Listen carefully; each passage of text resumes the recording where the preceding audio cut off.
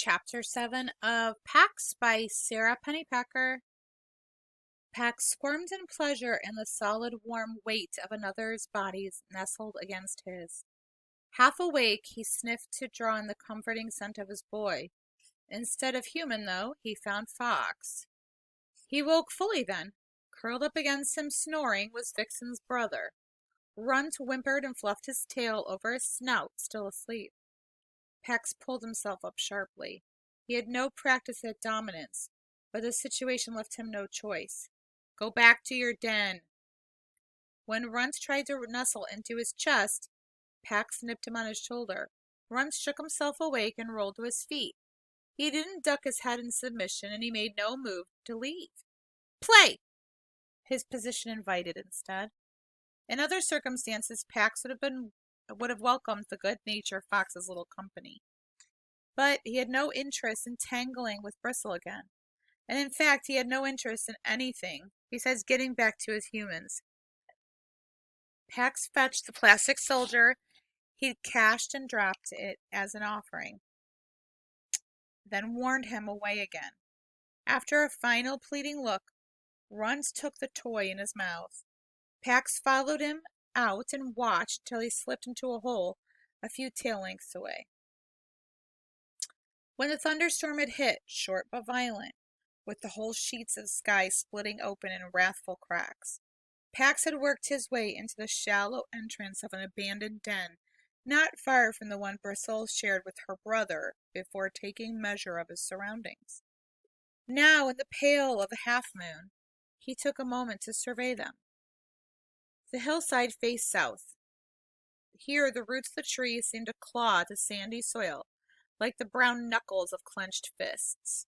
Tucked among them, Pax saw 3 den entrances. Above this hillside, the forest rose to the north and west, back to the road. Below, a vast grassy valley sloped away. It was an ideal location. The hillside perch provided little cover for approaching predators, and while the line of trees protected the foxes from the north winds, the meadow smelled abundantly of life. As Pax took all this in, a tension deep within him loosened. It was the same way he felt as a kit when, after he pushed his food dish to the furthest corner of his boy's nest 3 times, Peter finally understood to leave it there, away from the cold north wall, and with a view of the door where the father entered, sometimes in anger. Safe. But this place was not for him.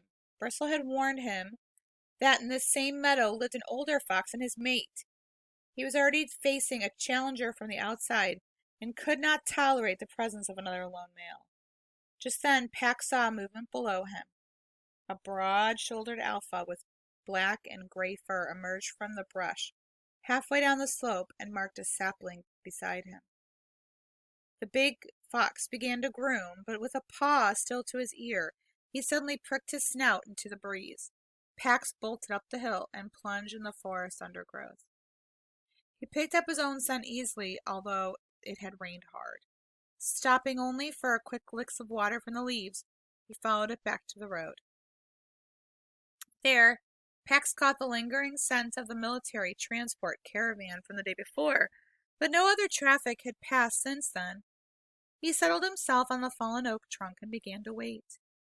Morning brought the shimmery buzz of insect clouds and the chatter of waking birds, but still no traffic sounds on the road.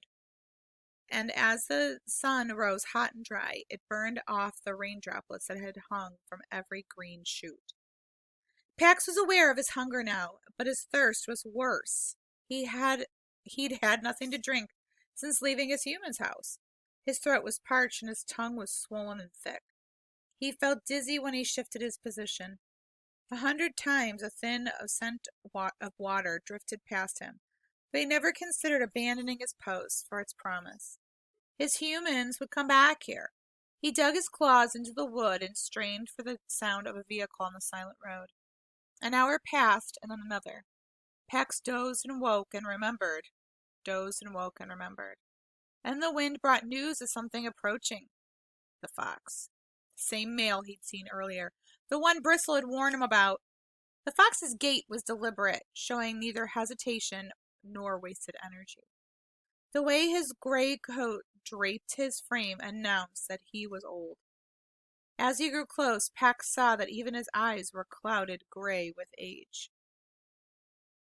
After offering his scent, Gray settled on to the grass beside the falling trunk. He made no move to elevate himself, indicating that he met no threat. You carry the scent of humans. I lived with them once. They are approaching.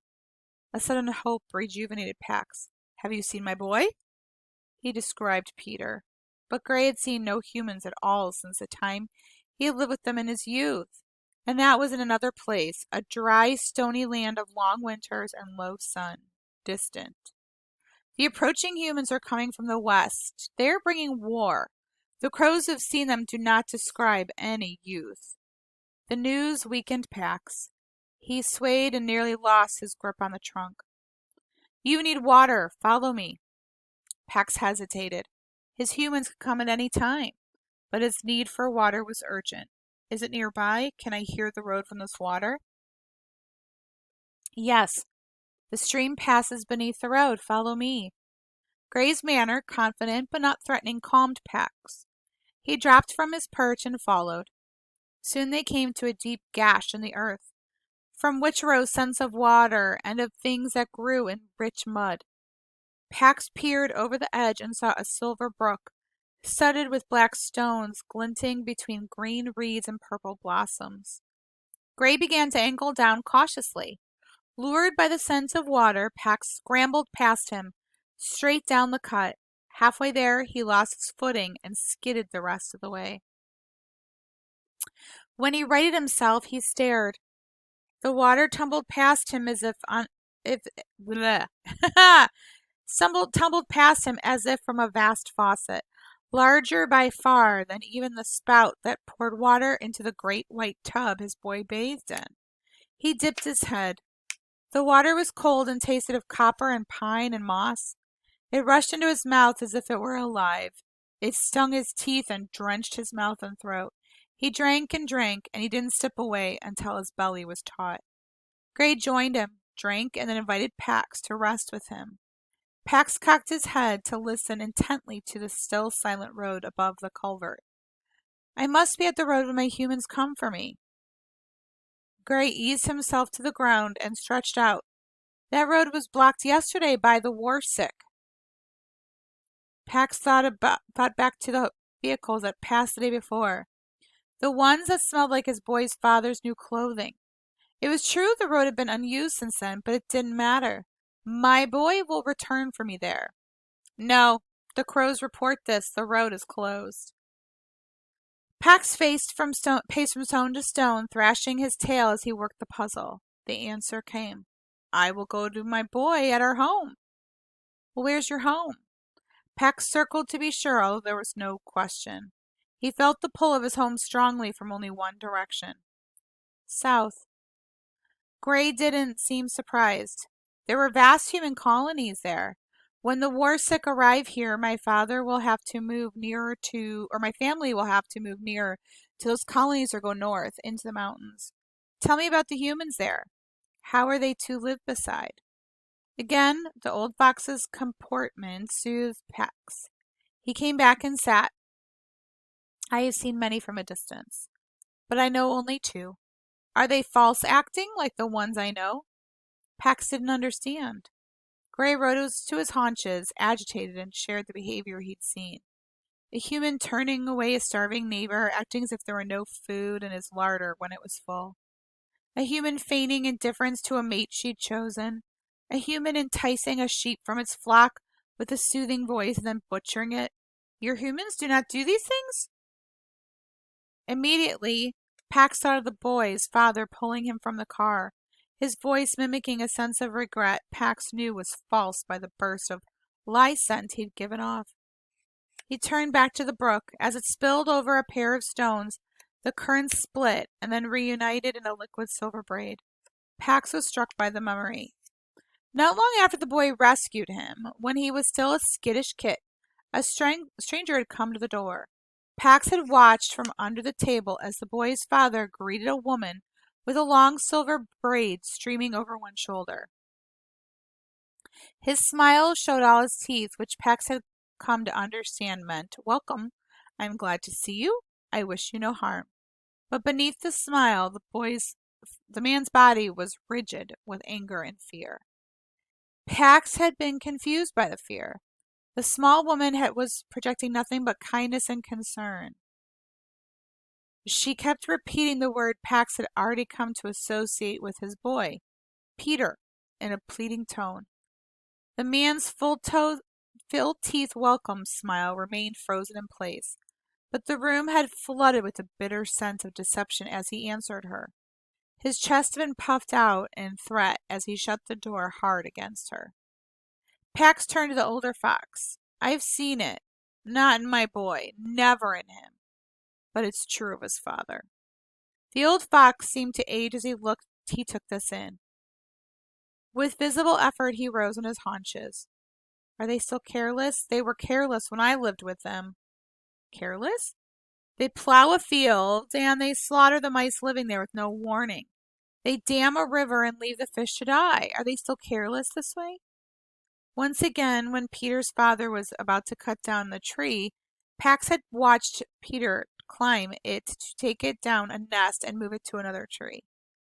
On cold days, Peter brought fresh straw to Pax's pen. Before he himself ate, he always made sure Pax had water and food. "My boy is not careless." The old fox seemed relieved by this news, but only for a moment. "When war comes, they will be careless." "What is war?" Gray paused. "There is a disease that strikes foxes sometimes. It causes them to abandon their ways to attack strangers.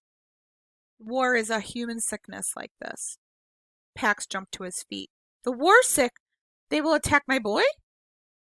"War came to the land where I lived with humans. Everything was ruined. There was fire everywhere. Many deaths. And not only of the war sick, but the adult males. Children, mothers, elders of their own kind. All the animals. The men who were sick with the disease spilled their chaos over everything in their path." "The same thing is coming?" Gray raised his head in a howl that turned the air itself to sadness. "West of here, where the war is all ready, where the humans are killing each other, the land is completely ruined. The crows carry the news. The rivers are dammed. The earth is scorched bare. Not even briars will grow. Rabbits and snakes and pheasants and mice, all creatures killed." Pax leapt to the path. He would find his boy before war came. Gray followed. "Wait, I will travel south with you to search for a new home. Follow me back first." "Back to the meadow?" "No, the vixen warned me not to return." "The vixen will never welcome you because you have lived with humans." Pax then caught a quick flash of the same scene he'd watched pass between the vixen and her brother: a cold howling wind, a mated pair of foxes in great distress, a cage of steel clamps, blood-staining snow, and then abruptly nothing. "But she's not dominant. Follow me back. We will rest and eat and then leave tonight." I'll see you in Chapter 8.